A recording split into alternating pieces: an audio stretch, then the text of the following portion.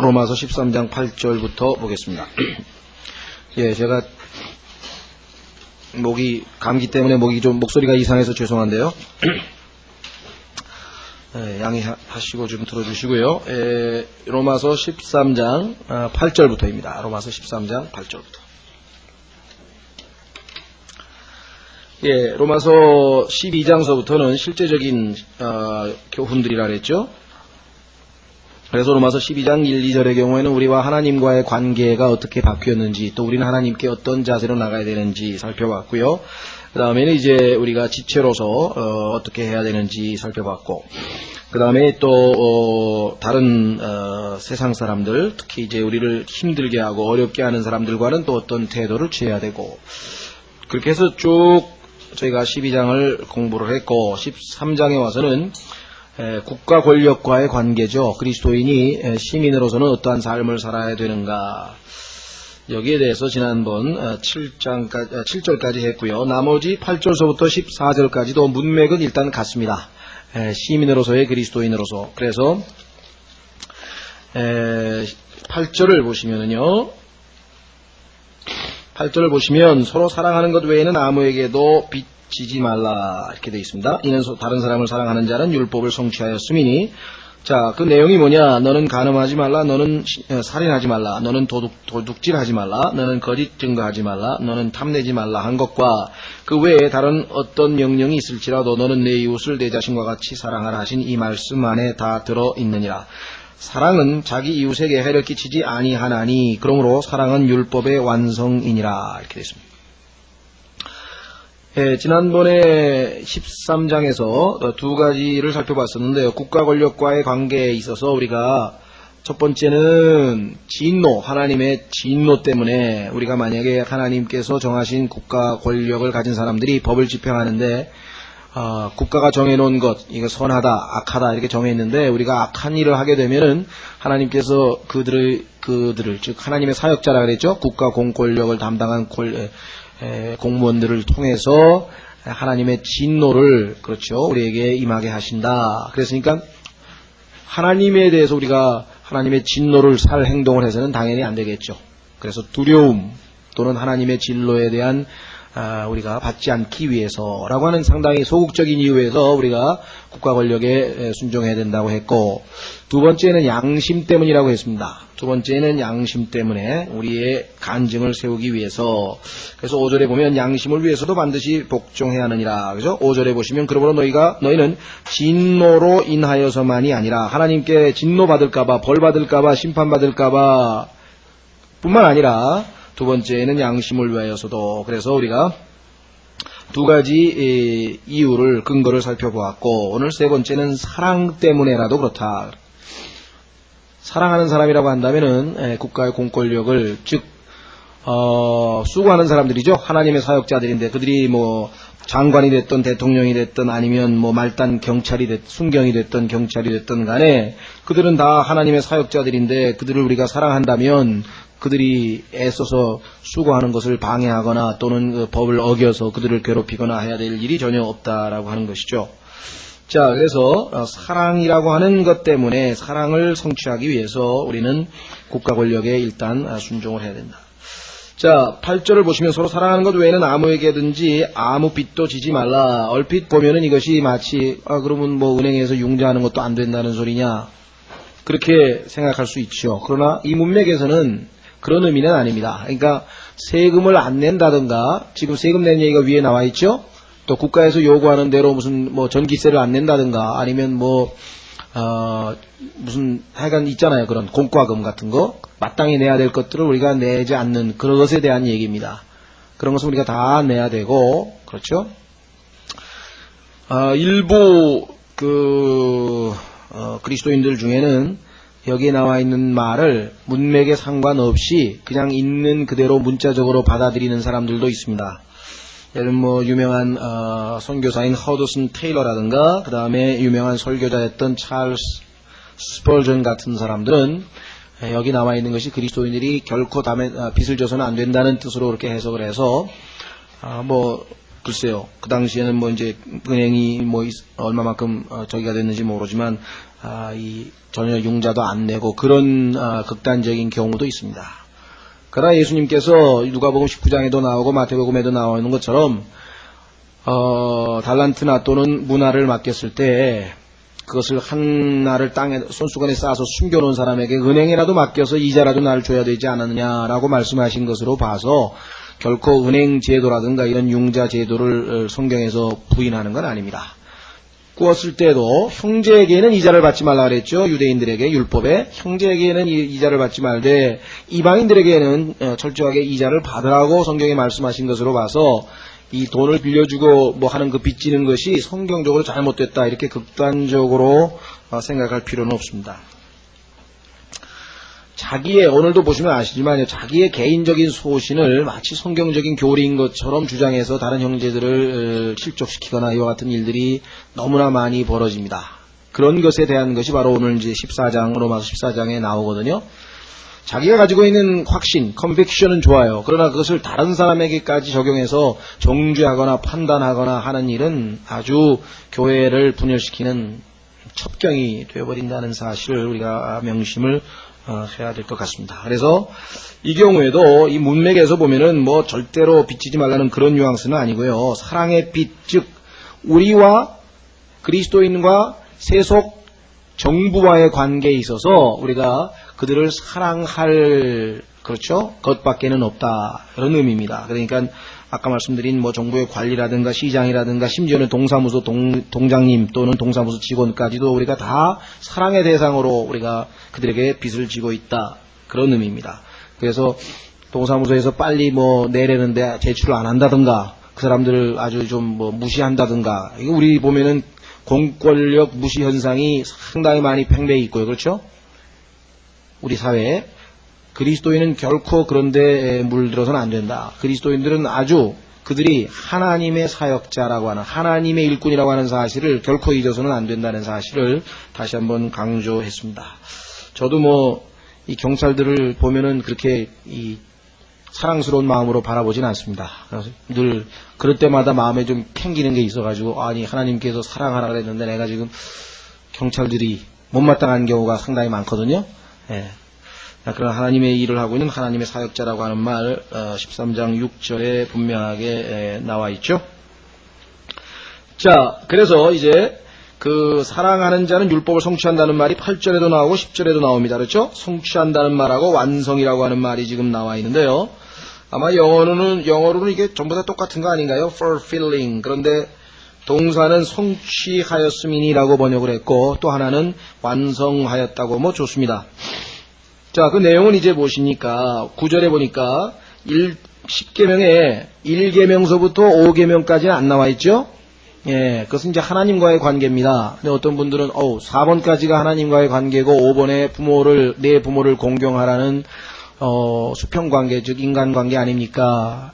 그런데요, 제 5계명은 때에 따라서는 하나님과의 관계로도 해석할 수 있습니다. 왜냐하면은 부모님은 하나님께서 우리가 결혼해서 그렇죠? 독자적으로 우리가 결혼을 하게 되면 남자의 머리는 그리스도가 되고 여자의 머리는 남편이 됩니다. 남자가 됩니다. 그렇죠? 그러나 그 전까지는 아버지가 머리 노릇을 하는 거죠. 가장으로서. 예, 그렇기 때문에 이 하나님과의 관계로 해석되어질 때가 있어요. 그래서 여기서는 지금 사람과의 관계이기 때문에 수평관계 첫 번째 나와 있는 간음하지 말라, 너는 살인하지 말라, 너는 도둑질하지 말라, 너는 거짓 증거하지 말라, 너는 탐내지 말라 한 것과 그 외에 다른 어떤 명령이 있을지라도 너는 내 이웃을 내 자신과 같이 사랑하라 하시니 말씀 안에 다 들어있느니라 했습니다.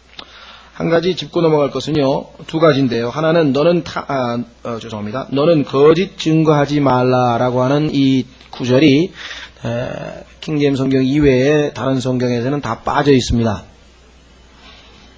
글쎄요, 뭐 거짓 증거를 하는 사람들이 마음에 뭐 찔림이 있었는지 그래서 삭제를 시켜버렸는지까지는 제가 잘 모르겠습니다만은 아주 하나님의 말씀을 삭제했다는 것, 그래서 잘못된 성경이 이 말씀 삭제한 사실을 기억을 해 두시고요. 두 번째는 안식교도들이 얘기할 때 구약 성경에 있어서 의식법, 종교 의식에 해당하는 것 있죠. 예를 들면 무슨 짐승을 잡을 때 어떻게 잡아서 뭐 어떻게 바치고 뭐 이런 그 의식법은 다 폐지되었지만 도덕법은 그리스도인들에게도 여전히 적용된다라고 하는 그런 주장을 보통 이야기를 하는데, 그런데 그 도덕법 중에 소위 말하는 안식일이 포함되어 있다. 그래서 그들은 이제 안식일을 지켜야 한다고 주장하는 근거를 그런 방식으로 설명을 합니다. 그런데 오늘 보면은 하나님께서는 여기에 보시면 도덕법에 해당되는 내용 중에 안식일을 의도적으로 빼버린 것을 우리가 볼 수 있죠. 따라서 이 안식교들도 성경적으로 볼 때 그렇게 건전한 것이 아니라는 것을 우리가 여기서 좀 확인을 해볼 수가 있습니다. 자, 그래서 우리는 이 두 가지, 이 8절서부터 10절까지의 말씀을 요약을 하면은 두 가지입니다. 그리스도 모든 사람들에게는. 하나는 뭐냐? 모든 명령, 구약에 나와 있는 모든 명령, 10계명에다가 613개의 그 유대인들에게 주신 하나님의 율법의 내용들이 있는데 하나도 어기지 아니하고 그것을 다 지키든지, 아니면 성령께 자기 자신을 의뢰해서 성령께서 하나님의 사랑을 우리 안에 흘러 넘치게 하셔서 그 사랑이 나를 온전히 통제해서 자연스럽게 사랑하면서 주님을 섬기다 보니 율법이 다 성취되어져 버렸더라. 알지도 못하는 사이에, 의식하지도 못하는 사이에, 느끼지도 못하는 사이에 둘 중에 하나를 우리가 선택할 수밖에 없다. 그래서 그리스도인들은 당연히 사랑으로 나아가는 것이죠. 그렇죠? 자, 로마서 8장 4절에 보시면은, 로마서 8장 4절에 보시면은,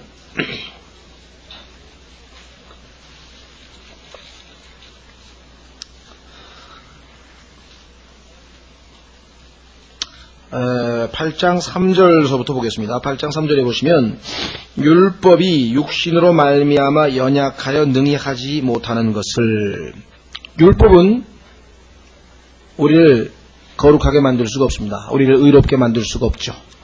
하나님께서는 하시나니 곧 자신의 아들을 죄 있는 육신의 모양으로 보내시고 또 죄로 인하여 육신 안의 죄를 정죄하셨느니라.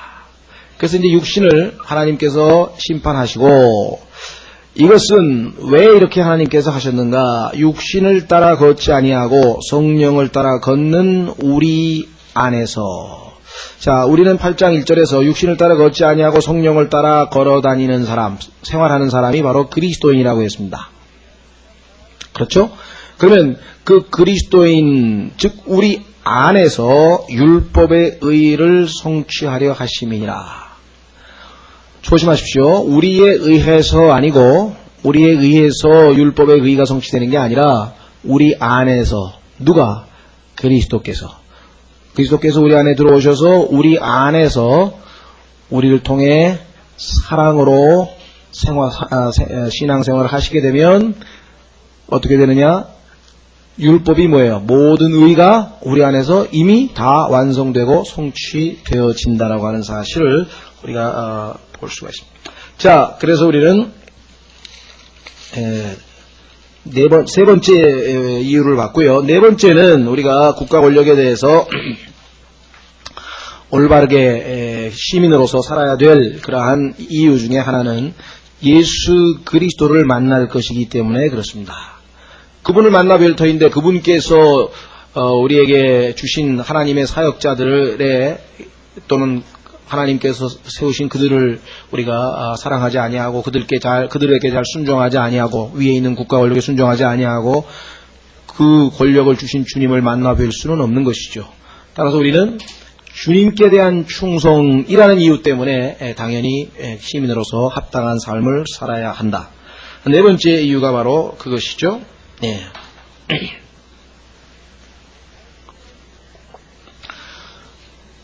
주님께서는 10계명을 두 가지로 요약을 하셨습니다.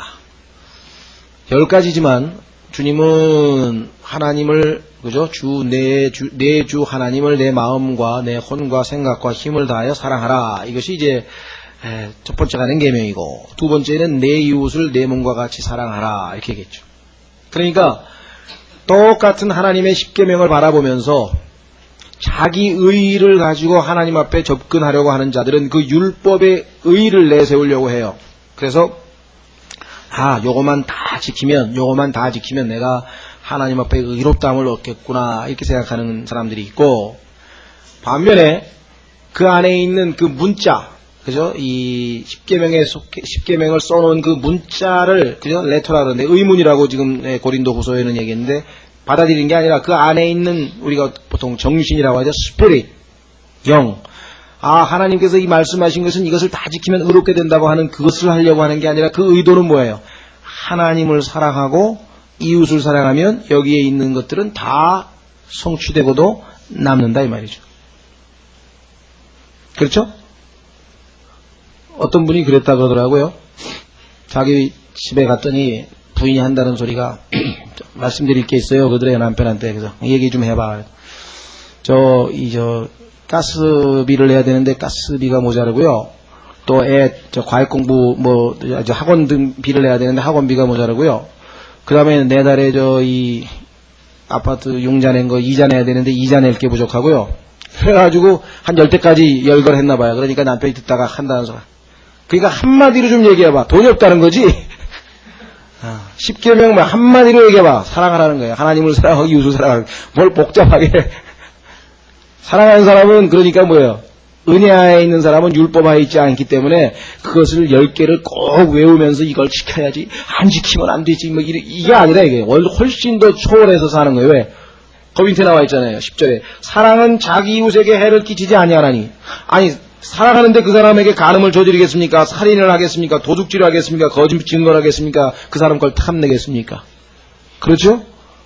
사랑하는 사람은 그 사람에게 더 유익하고 더 좋은 거를 해주려고 그러지, 받으려고 그러지 않고 뺏으려고 그러지 않을 거 아니에요. 그렇죠?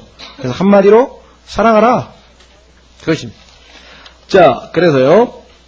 네 번째로 넘어갑니다. 11절. 또한 때를 알거니와 지금이 잠에서 깨어야 할 바로 그때이니 이는 지금 우리의 구원이 우리가 처음 믿었을 때보다 가깝기 때문이라. 이런 구절이 나오면 또 상당히 당혹하는 분들이 계시죠. 가만히 있어봐. 이게 구원이 받은 지가 언제인데 지금 가깝다 그러면 어떻게 되는 거냐 이게. 왜 그렇습니까?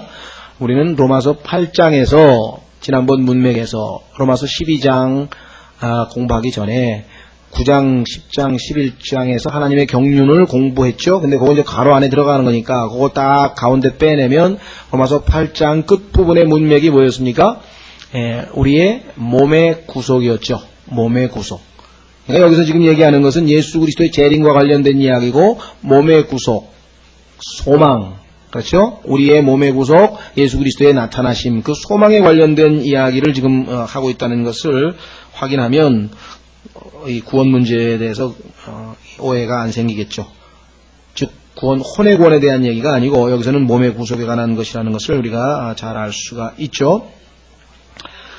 자, 여기서 한 가지 우리가 짚고 넘어갈 것은요. 잠에서 깨어날 때니 바로 지금 우리의 구원이 우리가 처음 믿었을 때보다 가깝기 때문이라. 그렇죠. 처음 믿었을 때보다 시간이 지났으니까. 우리가 성경적으로 엄밀한 의미에서 얘기하자면 우리의 휴거에 관해서는 이제껏 많은 이야기들이 있었습니다. 또 많은 무리도 일으켰고요. 또 이 바이블 빌리버들 중에서도 우리가 로컬 박사가 얘기했던 89년도 얘기했다가 또 도노반 형제가 얘기했던 97년도 얘기했다가 지금 단서 조건은 물론 이 현 달력이 맞는다는 조건 이렇게 붙였지만 사실은 그것도 괜히 다른 사람들에게 별로 유익한 건 아니었던 것 같아요. 아무리 우리가 추측을 했다 손치더라도 다만 예수 그리스도께서 성경에 예언하신 대로 이스라엘의 회복, 1948년 이스라엘의 독립으로 인해서 상당히 이 예언 성취로 봤을 때 가깝다. 그런 정도는 우리가 충분히 얘기할 수 있겠지만 구체적으로 이렇게 계산을 한다든가 이런 것들은 사실은 과거에 우리도 뭐랄까 호기심에서라고 할까요? 아니면 왜 그렇게 했는지 모르지만 워낙 성경을 많이 아신다는 분들이 그렇게 하니까 그냥 맹목적으로 추정했는지 모르지만 그렇게 유익한 건 아니었던 것 같습니다. 그래서 그런 것 때문에 덕이 안 된 경우도 많이 있었던 것 같아요. 실제로 이 바이블 빌리버들 중에서도 단서는 사람들이 얘기 안 해요. 그렇죠. 만약에 지금의 달력이 뭐 옳다면 이런 얘기를 해도 그거 싹 빼고 97년에 온다 그랬는데 언제 왔어 막 이런다고. 그죠? 그래서 이 농담한 것까지 다 이제 뭐랄까요, 우리가 이 잘못한 거 다 들춰내거든요. 그때 이제 적어도 2000년은 안 넘어갈 거니까 5년 만기 무슨 해가지고 융자 실컷 내도 안 갖고 올라간다고 말이야. 그렇게 그냥 사기쳐가지고 말이지 이런다고요. 그래서 사실은 그때 농담 삼아 이제 했을지도 몰라. 왜냐면 그만큼 주님이 오실 때가 가까워졌다. 그런데 사실은 그게 농담이었다선 치더라도 그런 거 한번 딱 올무에 걸려서 얘기하면 사실 참 덕이 안 되는 것들인 것 같아요. 그래서 안전한 것은 여러분들이 더 가깝다. 답은 nearer. 과거 비교급이죠. 더 가깝다. 그렇게 답변하는 것이 제일 안전한 것 같습니다.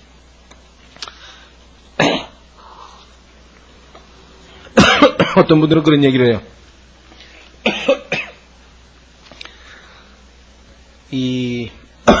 죄송합니다. 뭐라고 얘기하냐면은 2000년 전에 바울이 온다 그랬는데, 곧 가깝다 그랬는데 아직도 2000년이 지나고도 안 오면은 도대체 그게 어떻게 된 거냐. 이렇게 해서 아마 그 사실이 어떤 형제들에게는 믿음을 좀 이렇게 무너뜨리는 그런 것으로 아마 작용을 하는지 모르겠어요. 그런 사실은 재림에 대한 소망이 있는 사람은 그럴 필요가 없을 것 같거든요. 오히려 베드로 후서에 보면은 예수 그리스도의 재림을 비웃고 조롱하는 사람들이 맨날 온다 그러더니 오긴 뭘 오느냐고 이렇게 얘기하는 사람들은 거의 재림을 안 믿고 구원도 안 받은 사람들 얘기거든요. 그리스도인이라고 한다면 오히려 우리에게는 뭐예요? 항상 언제 오실지 모르지만 곧 오실 분이라고 하는 그런 기대감이죠. 그래서 오히려 기대감을 더 우리에게 높여주는 그와 같은 긍정적인 것으로 우리가 봐야 되지 않겠는가. 정말 주님을 진정으로 사모했던 그 자매 같아요. 내가 누군지 이름을 잊어버렸는데 바보 여사 같긴 한데, 그 자매는 항상 자기가 밭에 나가서 일을 하고 집으로 돌아갈 때 자기 집에 그 돌담길을 돌면서 내가 저 돌담길을 도는 순간 주님을 뵙지 않을까라고 하는 그러한 소망 가운데 매일 귀가할 때, 그죠? 농사 짓고 밤에 해가 지면 귀가할 때 그와 같은 신앙 고백을 했다고 합니다. 마찬가지예요. 우리 그리스도인들도 언제 오늘 주님께서 오시리라고 하는 그러한 자세로 우리가 일을 해야 되겠죠. 자, 그래서 그와 같은 상황에서 우리가 해야 될 일은 의심스러운 일들, 즉 예수님을 만나 뵀을 때 주님이 별로 달갑지 않게 여길 석연치 않은 그러한 일들에는 연루되어서는 안 되겠다. 그것이 바로 12절입니다. 자, 12절, 밤이 깊고 낮이 가까웠으니 그러면 우리가 어둠의 행위를 벗어버리고 빛의 갑옷을 입자. 그렇습니다. 예. 여기 보시면 깨어야 될 때라 그랬죠? 우리가 아침에 모르겠습니다. 혼자서 일어나시는 분들 잘 있으신지 잘 모르겠는데 이제 잠영정 도움을 많이 받습니다. 그래서 찌르릉 하고 울리면은 보통 사람은 벌떡 잘 안 일어나죠. 그렇죠? 예. 그래가지고 또 이렇게 뒤척뒤척 하다가 자, 일어났다고 합시다. 그래 일어나가지고 또 바로 또 탁탁탁 옷 갈아입고 바로 하느냐? 그것도 아니에요. 그죠? 예. 또 뒤척뒤척. 그래서 딱 일어나서 빨리 또 잠옷 딱 벗고, 그렇죠? 옷 갈아입고, 그래서 이 느슨하고 이 어슴푸레하고 이 느슨한 것에서 딱 빨리 깨어나는 것 나와서 그 다음에 막 걸어야 되겠죠? walk. 여기 지금 보면은 정직하게 행하라고 할 때 그 행하는 단어가 지금 바로 walk인데요. 그래서 하루의 일을 해 나가는 것, 그것이 바로 우리가 해야 될 일이다. 자, 그래서 이제 주님을 기다리는 그 그리스도인으로서 해야 될 준비해야 될 게, 첫째는 깨어야 된다는 것 하나 했고요. 두 번째는 깨끗하게 살아야 된다. 여기 보시면 어둠의 행위를 벗어버리고 빛의 갑옷을 입자. 또 낮에와 같이 정직하게 행하며 흥청거리거나 술 취하지 말고 침실을 더럽히거나 방탕하지 말며 다투거나 시기하지 말자. 이렇게 나와 있죠. 그렇죠? 예, 그러니까 두 번째는 거룩하게 살자. 한마디로. 또는 순결하게 살자. 이렇게 되겠습니다. 자, 주님의 뜻은 거룩하게 사는 것이라고 분명하게 말씀을 드렸는데요. 솔직히 말씀드려서 우리가 구원받은 것 자체가 우리로 하여금 거룩한 삶으로 동기부여를 그렇게 많이 하지는 않습니다. 물론 정말 구원받은 것이 감사하고 그 다음에 과거에 행했던 모든 부끄러운 사망의 열매들, 죄의 열매들을 다 내려놓고 정말 뜨겁게 주님 사랑해서 잘 섬길 수는 있겠죠. 그러나 구원 자체가 우리로 하여금 이 거룩한 삶에 대한 어떤 이 열망을 그렇게 크게 불어넣어 주는 것은 아닙니다. 그런데 성경에 보면 하나님께서 우리로 하여금 재림에 대한 소망을 갖게 하심으로 우리로 하여금 거룩한 삶에 대한 열망을 갖게 동기부여를 하시고 자극을 주시는 것이에요.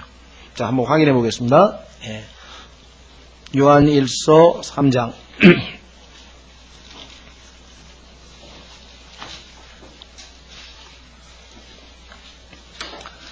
주님이 다시 오신다라고 하는 사실을 우리가 명확하게 인식하지 않으면 느슨하게 살 수밖에 없습니다.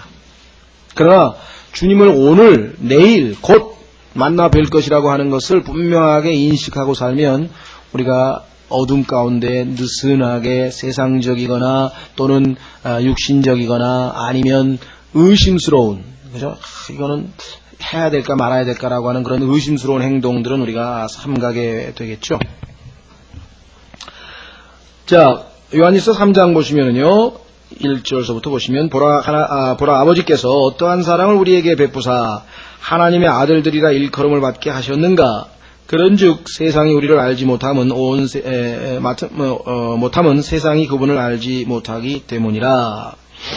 사랑하는 자들아, 이제 우리는 하나님의 아들들이라. 우리가 앞으로 어떻게 될지는 아직 나타나지 아니하였으되.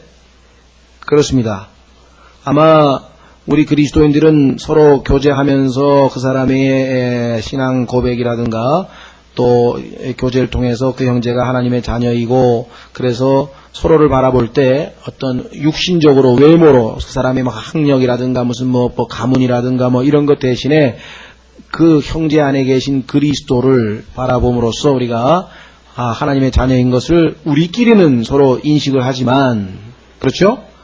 문제는 그리스도인이 아닌 사람이 우리를 하나님의 아들로 취급을 해주거나 대해주거나 그런 적은 별로 없습니다. 혹간 우리가 정말 신앙생활에 있어서 누가 봐도 본이 되는 삶을 살기 때문에 저 사람 그리스도인이기 때문에 좀 뭔가 다르긴 다르구나 그 정도로 인식을 하는지 모르지만 지금 현재 우리 안에 있는 그리스도, 우리를 통해서 우리를 역사하고 계신 그 그리스도께서 주님이 다시 오실 때 우리 안에서 우리를 변화시키실 때까지는, 그래서 사람들이 볼 때 우리를 하나님의 아들로 인식할 때까지는 아직은 나타나지 아니하였다라고 2절에 이야기했습니다. 사랑하는 자들아, 이제 우리는 하나님의 아들들이라. 우리가 앞으로 어떻게 될지는 아직 나타나지 아니하였으되 그분께서 나타나시면 우리가 그분과 같게 될 줄 아노니. 그분은 뭐예요? 하나님의 아들의 영광스러운 모습이죠. 이는 우리가 그분을 계신 그대로 볼 것임이라. 3절, 그분 안에서 이 소망을 가진 자마다. 그 소망이 무엇입니까? 주님 오시게 되면 그때 나는 주님처럼 변화될 것이다. 호련히 주님과 같은 모습으로 바뀌게 될 것이다. 그렇죠? 그래서 누가 봐도 나는 하나님의 아들임을 떳떳하게 인정받게 될 것이다. 이 소망을 가진 자마다. 아직 이루어지지 않았기 때문에 소망이겠죠. 그분께서 순결하신 것 같이 자기를 순결하게 하니라. 그렇죠. 기다리는 사람, 주님을, 즉 재림에 대한 소망이 우리로 하여금 순결한 삶을 살게 하는 열망을 갖게 해준다고 얘기합니다. 그래서 지금 로마서 13장에서 우리가 지금 깨야 할 바로 그때이니 이는 지금 우리의 구원이 우리가 처음 믿었을 때보다 가깝기 때문이라. 어떤 구원입니까? 몸의 구원. 그것은 바로 우리가 소망으로 기다리고 있는 구원이라고 로마서 8장에서 이야기를 했었죠. 자, 그래서 우리는 주님께서 오셨을 때 우리가 거룩한 모습으로, 순결한 모습으로 발견되기 위해서 어둠의 행위를 벗고 빛의 갑옷을 입자라고 했습니다. 이 빛의 갑옷에 대해서는 여러분들 너무나 잘 아시는 에베소서 6장에 하나님의 전신 갑옷 있죠?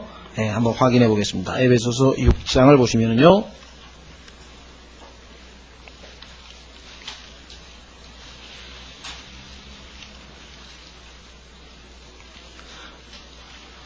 지금 여러분 어디입니까? 이라크에서 미군들 비록 전쟁에서 승리했고 또 참 점령군이긴 하지만 그 사람들이 아마 외출할 때 나다니지 못할 거예요. 그렇죠?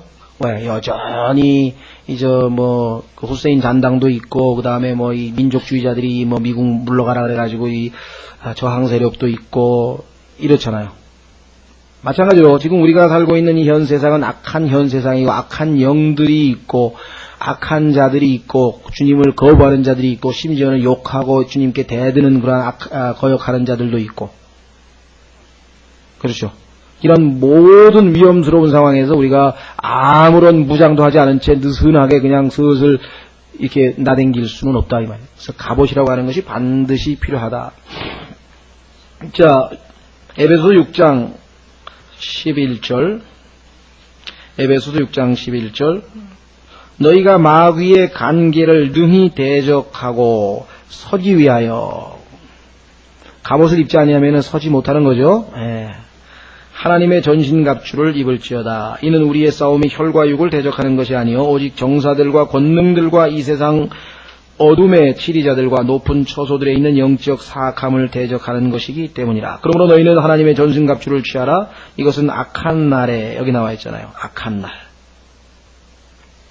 날 로마서 13장에 나와 있는 그날 악한 날에 너희가 능히 버텨내고 버텨내지 못하고 넘어지는 사람들이 지금 속출하고 있습니다.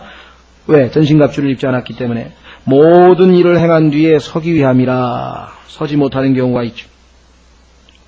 배도하는 fall away라 그러죠. fall 넘어져가지고 뒤로 넘어져버리는 사람들도 많이 있다. 14절 그런즉 서서 진리로 너희 허리를 동여매고 그죠? 군인들 보면은 갑대라 그러나요? 허리띠 꽉 졸라매야 되겠죠. 특히 힘쓸 때 이 역도 선수들 보면 그냥 허리띠 졸라매는 거 여러분 보셨죠? 물론 살 빼려고도 졸라매는 사람이 있지만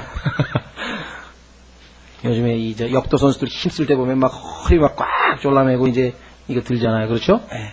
진리의 허리띠, 그 다음에 의의 흉갑, 하나님이 우리에게 부여하신 의, 그게 있어야 흉갑, 가슴을 가려야죠. 심장을 가려야죠. 그래야 안 죽죠. 화평의 복음을 예배하는 것으로 신을 신고, 신도 잘 신어야죠. 꽉 제대로 신어야 되겠습니다. 모든 것 위에 믿음의 방패를 취하여. 왜? 불화살을 계속 쏴대니까 마귀가 이것으로 능히 저 사악한 자의 모든 불화살을 끄고 구원의 투구. 자, 투구 없으면은 머리에 화살 맞거나 머리에 창 맞으면 큰일 나는 거죠. 이 머리 잘 보호해야죠, 머리. 구원의 투구와 성령의 검, 곧 하나님의 말씀을 취하라. 공격무기가 돼. 이제껏 전부 수비인데 공격무기는 하나님의 말씀. 두 번째 공격무기는 기도. 18절 성령 안에서 모든 기도와 간구로 항상 기도하되 모든 성도를 위하여 모든 인내와 간구로 이 일에 주의를 기울이고 이렇게 나와요. 그래서 이와 같은 갑옷을 우리가 하나님이 주신 것을 입어야 됩니다. 자, 그래야 이 악한 현 세상에서 이 악한 날들에서 우리가 믿음으로 승리하고 이겨낼 수가 있죠. 자, 다시 13절 옵니다. 로마서 13장 13절 또 나제와 같이 정직하게 행하며 이건 어려울 거 없겠죠? 정직하게 행하라는 것. 문제는 뒤에 나와 있는 단어가요. 이 흥청거리거나 그런데 우리 흥청거리면 어떤 겁니까? 술 먹고 노래 부르고 이런 걸 흥청거린다 그러죠? 근데 여기서 얘기하는 단어는 이 rioting이라는 단어는 그런 뜻은 아니거든요. 이게 데모 같은 거 하는 거 있잖아요. 왜? 으쌰으쌰 하면서 모여가지고 이 경찰서 다 때려 부시고 왜 그런 이 법을 파괴하는 사람들 있죠? 우리가 소요가 일어났다 그러잖아요. 소요 사태. 그때 이 소요라고 하는 단어가 riot거든요. 그러니까 소요에 참가해서 불법 행위를 저지르고 법을 어기는 그런 행위를 얘기할 때 이게 rioting인데, 이게 아마 좀 물론 그 라이팅 하는 사람들 중에 막 술 먹고 또 해서 이 술과 관련지어서 아마 뒤에 술 취하지 말고가 나오니까 막 흥청거리며라고 좀 아주 좁은 의미로 썼는데, 의미는 그보다 훨씬 더 넓은 의미입니다. 법을 파괴하고 법을 어기고 제멋대로 막 행동하는 거, 막 파출소에다 막 돌도 던진다든가, 또 여러분들 음주 측정하는데 막 행패 부리고 막 대들고 뭐 이런 거 있죠? 이런 게 전부 다 라이팅이에요. 그러니까 법을 깨버리는 그런 행동을 해서는 안 된다는 얘기고요. 그 다음에 술 취하지 말고 뭐 설명할 것 없겠고요. 그 다음에 침실을 더럽히거나 이렇게 했는데요. 이때 이 chambering이라고 하는 단어는 침실과 관련은 있습니다. 왜냐하면 이 chamber가 바로 이제 우리가 침실이고요. 그래서 히브리서에 보면은 너희가 침실을 더럽히지 말라. 결혼은 하나님께서 가장 존귀히 여기는 것이라 라고 성경에 나와 있습니다. 그래서 그와 같은 방탕한 짓과 관련이 있지만 너무 좁은 의미로만 쓰이는 건 아니고요. 한마디로 하면은 좀 뭐랄까요, 속된 말로 좀 음탕하고 외설스러운 그와 같은 일들 있잖아요. 예, 그와 같은 일들을 얘기하고, 그 다음에 이 원톤리스도 마찬가지, 아주 뭐랄까요, 방탕하지 말지니라, 그런 의미입니다. 그러니까 좀 도덕적으로 좀 문란하고, 특히 이 도덕적으로, 성적으로 좀 문란하고 뭐 이와 같은 것들이 포함되어 있습니다. 자, 그래서 이와 같은 일들을 우리가 하지 말자. 오늘날 우리가 살고 있는 이 시대는요, 뭐 어떤 목사님이 그런 얘기를 하더라고요. 신문에 이 사창가가 다 사라졌다 그래가지고 굉장히 반갑게 생각을 했더니, 그게 아니고 주택가에 이미 다 침투해서 사창가를 구별할 수가 없다는 거예요. 그런 의미로 그렇게 썼다 그러면서 아주 지금 살고 있는 시대가 이게 어떤 시대인가, 얼마만큼 지금 우리가 참 도덕적으로 심히 문란하고 타락한 시대라고 하는 사실을 그렇게 표현하는 것도 제가 들어본 적이 있습니다만은, 자, 그래서 한마디로 말하면 아주 이 타락하고 그 다음에 이와 같은 거죠. 자, 그 다음에 뭐 이런 것들은 뭐 이제 그리스도인이면 뭐 너무나 기본적으로 잘 아는 거니까요. 다만 다투거나 시기하지 말며, 이게 잘 안 되는 거예요. 교회에서도 이게 잘 안 됩니다. 다투거나 시기하지 않는 것 한번 확인해 보겠습니다. 갈라디아서에 보면은 이게 성령의 열매에 반대되는 육신의 일 가운데 이게 들어가 있습니다. 갈라디아서 5장.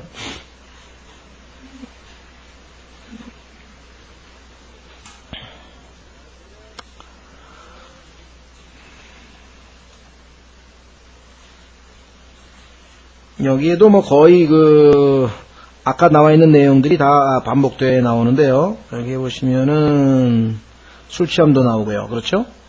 예, 그 다음에, 불화, 경쟁, 20절에 보시면 그와 같은 얘기 나오죠? 불화, 경쟁, 그 다음에 다툼이라고 하는 단어 여기 나와 있네요. strife라고 나와 있고요. 예.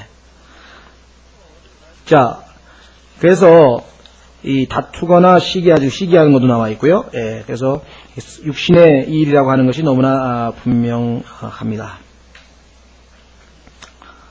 그래서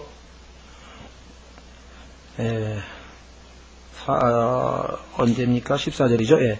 뭐 이 다투는 거에 대해서는 뭐 뒷부분 14절에 좀 자세하게 나오니까 그때 가서 좀 하고요. 뭐 시기도 마찬가지고요. 이제 서로 의견이 일치하지 않는 경우에 어떻게 처리할 것인가가 이제 14장 얘기인데요. 그리스도인들끼리 의견이 안 맞을 때, 또 그리스도인의 자유는 어디까지 보장이 되는가, 자, 그런 내용인데, 자, 우선 그 14장 들어가기 전에 13장을 우선 마칩니다. 이 다툼에 대해서는 아주 재미있는 예화가 있어요. 뭡니까, 이 기어댕기는 개 있죠, 개. 우리 게장 담가 먹고 먹는 그 개. 그 개는요, 뚜껑이 필요 없답니다. 바구니에 담아 놓으면은 우리가 생각할 때는 도망가면 어떡하나 싶어가지고 뚜껑을 이렇게 덮어 놓을 것 같은데, 뚜껑이 필요 없대요. 왜 그러냐니까, 누가 한 마리가 올라가면은 아랫놈이 잡아 당겨가지고 절대로 밖으로 못 나간대요. 네. 그게 아주 이 뚜껑 없는 개바구니, 그게서 유명한 이야기라 그러는데, 뚜껑 없는 개바구니. 놔둬도 지들끼리 치고받고 하기 때문에 뭐 도망갈 절대로 그 누구도 도망을 못 간다. 예, 하여간 참 부끄러운 얘기지만 제가 이 설교 때 몇 번 예를 들었는데요. 얼마나 이 교회가 잘 싸우면, 교회에서 사람들이 잘 싸우면 육신적이니까 싸우는 거죠. 제가 옛날에 다녔던 교회 이름이 동안교회인데 그 목사님이 가르쳐 주더라고요. 우리 교회가 왜 동안교회인 줄 아십니까? 모르겠습니다. 처음 와봐서 얼마 안 됐어요. 동대문에서 제일 평안하라고 지은 교회입니다. 여기 왜 그렇습니까? 네, 교회에서 어떻게들 싸우든지 내가 하나님 앞에 제발 동대문에서 제일 평안한 교회 좀 되게 해달라고 그래서 동안교회라고 해요. 아, 그러냐고. 얼마 있다가 또 보니까 말로는 많이 들었어요. 저는 직접 싸우는 건 많이는 목격을 못했는데 뭐 그냥 당회라 그러나 뭐 이런 거 하다가 뭐 목사가 막 화가 나서 성경을 집어 던졌더니 또 뭐 물자를 집어 던지고 뭐 그런 얘기 하도 많이 들어가가지고 직접 목격한 건 별로 없었어요. 근데 그게 소문이 뭐 자자한지 지하철에서 젊은 사람들이 티격태격 하면서 말다툼을 벌였는데 옆에 있던 아저씨가 이봐 젊은이들 여기는 교회가 아니고 지하철 아니야. 조용히 해야지. 그래서 내가 그 얘기를 듣고 교회가 엄청 싸우는 데는구나. 근데 내가 다닌 교회는 그렇게 많이 싸운 건 직접 목격은 별로 못했거든요. 그 정도까지 소문이 날 정도면 교회가 얼마만큼 많이 싸우는 데라는 걸 여러분들 한번 생각해 보십시오. 교회 분열을 들어보면 희한한 일들이 너무 많아요. 피아노를 저쪽에 안 놓고 이쪽에 놔가지고 교회가 둘로 쪼개진 교회도 있고요. 우리 교회도 한번 문제 생겼죠. 점심. 교회에서 점심을 뭘 먹을 것이냐 그거 가지고 싸워가지고 저희 교회도 그것 때문에 기분 나빠서 나가신 분 있어요. 그러니까 뭐 그것 때문에 뭐 정확한 얘기는 잘 모르겠는데 그러니까 왜 교회에서 그냥 라면만 먹고 말지 밥을 먹어가지고 반찬 못 가져온 사람 이 마음이 괴롭게 만드느냐 뭐 그런 얘기를 하셨다고 좀 그런데 뭐 누가 반찬 가져오는지도 잘 모르겠는데 나는 그냥 감사함으로 그냥 먹었는데 아마 본인이 이제 가져올 형편이 못 되니까 그게 부담스러우셨는지 잘 모르겠습니다만 하여간 뭐 별의별 걸 가지고 다 그런다고 합니다. 예, 하여간 14절 오직 너희는 주 예수 그리스도로 옷 입고 육신의 정욕을 채우기 위하여 육신에게 기회를 주지 말라. 이게 아주 굉장히 중요한 것입니다. 왜? 우리 안에는 육신의 정욕이 있기 때문에 문제라 이 말이에요. 텔레비전 있으면 뭐하고 텔레비전 뭡니까 컴퓨터 그다음에 무슨 도색 잡지 이런 거 그 자체가 저기를 해를 주나요? 우리 안에 있는 뭐예요? 욕망이 여기 나와 있는 욕심이 정욕이 그렇죠?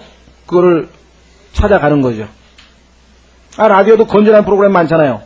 또 무슨 텔레비전도 건전한 프로그램도 있을 거고 인터넷도 좋은 정보 있을 거고 그러나 거기서 그런 걸 찾아내는 건 뭐예요? 기계가 우리한테 가만히 있는데 이거 봐라고 알려주나요? 그게 아니고 우리 속에 있는 lust, 욕망, 욕심이 그렇죠? 정욕이 우리로 하여금 그렇기 때문에 제일 조심해야 될 것은 기회를 이 프로비전이라고 하는 것은 그야말로 기회를 제공해 주는 거예요. 그래서 요셉 같은 경우 보세요. 딱 상황이 기회가 주어지니까 어떻게 돼요? 거기서 성경을 펴가면서 주인 아주머니 그게 그러는 것이 아닙니다 하면서 그 아주머니하고 차를 한잔 나누면서 성경을 가지고 교제를 했으니까 그랬다가 말려 들어갔죠. 그렇죠? 그냥 도망을 친 거예요. 왜? 기회를 제공해 주지 않게. 그러니까 옛날에 어떤 이 그리스도인들도 그러잖아요. 이 소위 말하는 젊은 형제자매가 결혼을 하기 전에는 항상 뭐예요? 다른 사람들이 있는 곳에서 데이트를 해야지 아무도 없는 은밀한 곳에 둘이 가가지고 거기서 주님 절제하게 해 주십시오. 그게 되나요? 그 기도하는 게 우스운 거지. 그 기도를 왜 해? 벌써 그거 기도하는 것 자체가 자기의 욕심이 있다는 걸 지금 드러내는 판인데 그렇죠? 그러니까 현명한 사람은 뭐예요? 화난 데 가가지고 그렇죠?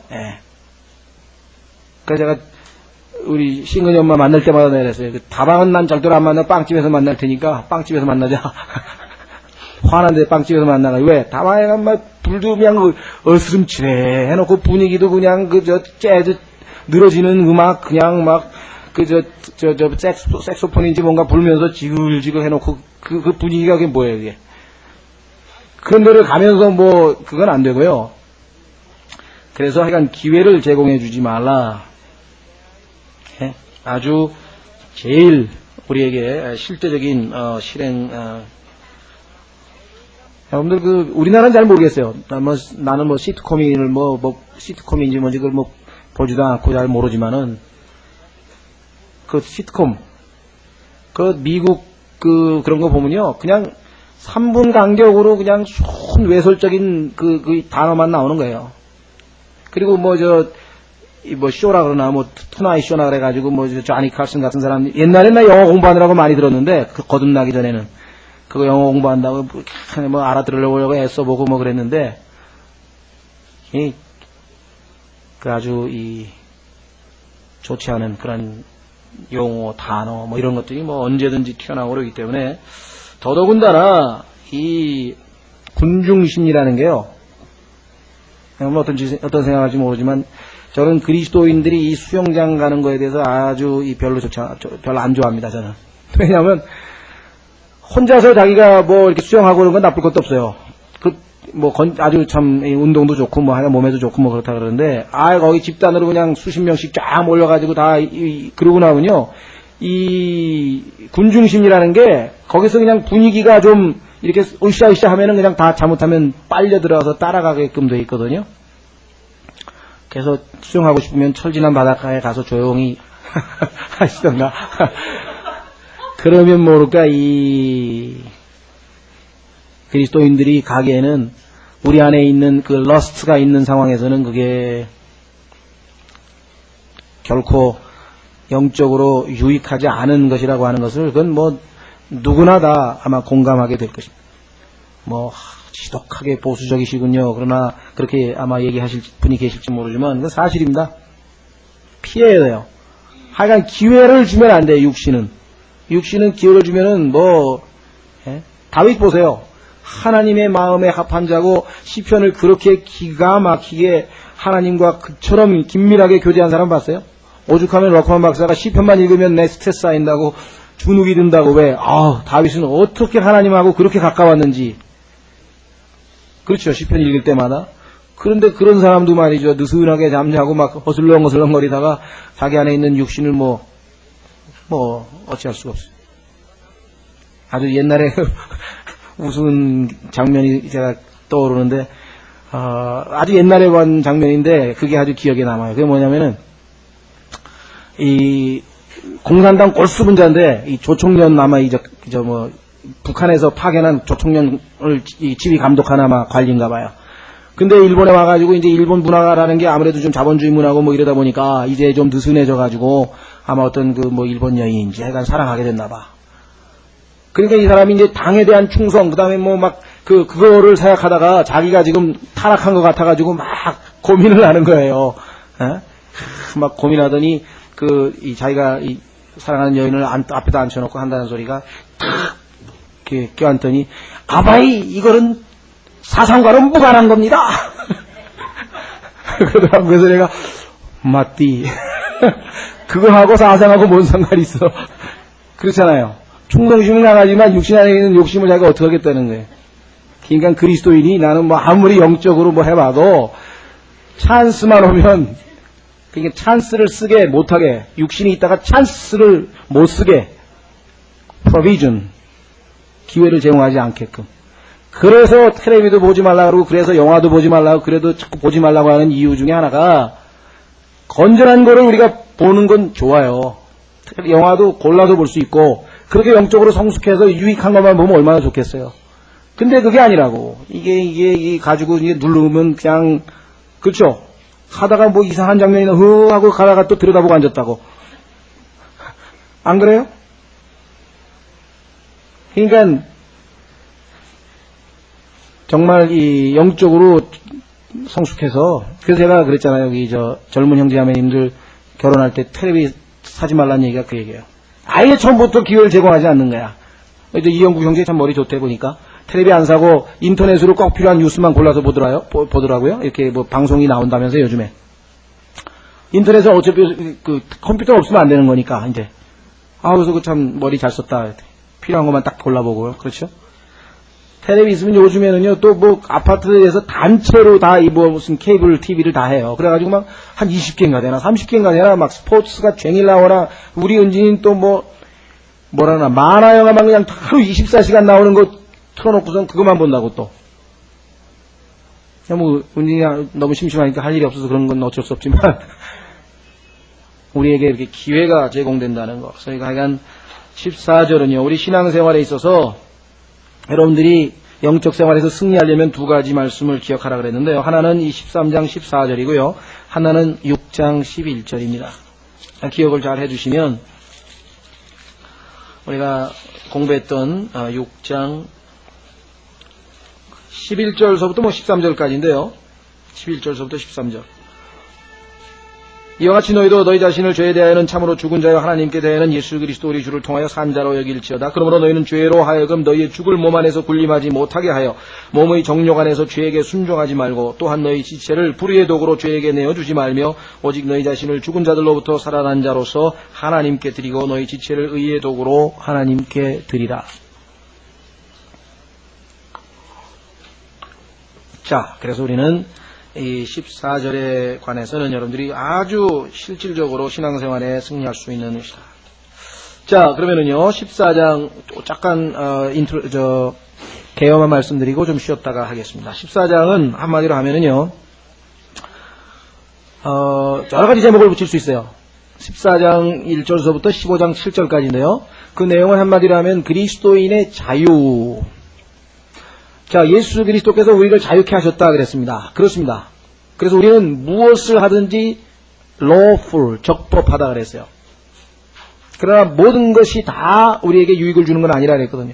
그러니까 그리스도인이 법적으로는 모든 자유를 향유할 권리를 가지고 있지만 어디까지 우리의 자유를 스스로가 제한해야 될 것이냐 라고 하는 문제라고 볼 수 있고요. 또 다른 각도에서 보자면 그리스도인들끼리 핵심적인 문제, 예를 들면 구원 어떻게 받느냐, 행위로 받느냐, 은혜로 받느냐, 믿음으로 받느냐, 행위로 받느냐, 뭐 이런 핵심적인 문제라든가, 천년왕국에 예수님이 세우러 오시느냐 안 오느냐라든가, 그렇죠? 구원을 잃어버리느냐 안 잃어버리냐라든가, 또 그리스도인들이 자기 노력으로 자기 힘으로 거룩하게 되느냐 아니면 성령께서 은혜로 우리를 거룩게 하시냐든가 무슨 이런 기본적인 본질적인 거 이센셜한 거에 대해서는 당연히 뭐예요? 교리적으로 우리가 하나가 돼요. 유니티. 그런데 그게 아니고 비본질적인 거, 예를 들면 지금 여기 로마서 14장에 나오는 거는요, 유대인 출신의 그리스도인과 이방인 출신의 그리스도인들과 아주 이 문화적인 배경이 너무 틀리기 때문에 한쪽은 예를 들면은 뭐 지켜야 된다는 게 많아요. 뭘 지켜야 된다, 뭘 지켜야 된다. 그래가지고 뭐, 근데 또 반대쪽은 안 지켜도 돼도 상관없다, 뭐 이런 것. 그죠? 그러니까 명절, 날짜. 그렇죠? 우리가 요즘 우리 그리스도인 지금 크리스마스, 부활절, 뭐, 그 다음에 오순절, 그 다음에 사순절, 뭐 이런 거 많잖아요. 우리는 하나를 안 지키잖아요. 그렇죠? 그렇다고 해서 우리가 그걸 지키는 사람한테 가서 무시하고, 야, 저거 완전히, 바알 숭배나를 말이야, 크리스마스를 지키는구나 하고 우리가 그렇게 멸시하고 해야 되느냐? 그게 잘못됐다는 걸 지금 가르쳐 주는 거예요. 그죠? 예. 네. 그러니까 반대, 즉, 믿음이 약한 사람은 믿음이 강한 사람을 판단해. 저 사람 말이야, 이게 우상에게 바친 고기인데 그걸 먹는구나. 야, 막, 그렇게 판단을 하고, 또, 믿음이 좋은 사람은, 저 사람은 우상은 아무것도 아닌데, 뭐 그거 신경 쓰고 먹고 말고 해요? 왜 이렇게 믿음이 약해? 하면서 또 무시해버리고, 이와 같은 관계 때문에 교회가 쪼개져 버린다, 문제가 생긴다, 이 말이죠. 그래서 이것을 대처하는 방법이 바로 여기에 나와 있습니다. 자, 그래서 우리는 14장에서, 그리스도인들끼리 서로 의견이 맞지 않을 때, 또는 믿음이 강한 사람과 믿음이 약한 사람은 어떻게 해야 되느냐. 답은 뭐냐? 본질적인 거에서는 우리가 양보할 수 없지만 본질적이지 아니하고 성경에 나와 있지 않는 것, 이것을 성경에서 뭐라고 하냐면은 의심에 찬 논쟁이에요. 그런 것은 일체 금하고 자기의 개인적인 컨빅션, 예를 들면요, 심지어는 제 개인적으로 볼 때는 이 담배 문제도요, 성경에 어떤 사람은 저 욥기에 보면은 뭐 코에서 뭐 연기가 나온다는 게 있다. 근데 그게 무슨 담배인지 아닌지는 뚜렷이 나와 있지 않거든요. 그래서 개인적으로 뭐 스펄전 같은 사람이 담배를 피웠다고 해가지고 그 사람 영적으로 뭐 그렇게 얘기하지는 않아요. 다만 스펄전 같은 경우에는 개인적으로는 자기가 담배가 전혀 그리스도인들로서 합당치 않다 뭐 이렇게 생각하지 않았어요. 그는 그냥 아주 뭐 이 시가를 즐기면서 아주 이 하나님께 오히려 더 감사하고 자기는 너무너무 그것이 자기의 기분 전환에 도움이 되고 영적 생활에 도움이 됐다고 이렇게 얘기를 했는데 문제는 어디에 있었냐면요. 신문인지 뭐 하여간 이 영국에서 광고에 말이죠. 스펄전이 즐겨 피는 이 담배를 사십시오 하면서 그냥 광고를 낸 거예요. 스펄전이 즐겨 피는 담배. 그러니까 스펄전이 그때 내가 간증을 지키기 위해서는 담배 끊어야 되겠구나. 자기 자신은 담배에 대해서 전혀 죄책감이 없었지만 그것 때문에 광고에 이용을 당해서 사람들로 하여금 그런 네, 연루되는 것을 자기가 막기 위해서 끊었다. 뭐 이런 이야기가 있습니다. 그래서 우리가 이 함부로 그냥 형제들을 판단하거나 이와 같은 일들을 우리가 하지 말아야 되겠다. 이것이 지금 14장의 내용입니다. 그래서 좀 쉬었다가요 실제적인 교훈도 한번 좀 더 살펴보겠습니다. 네.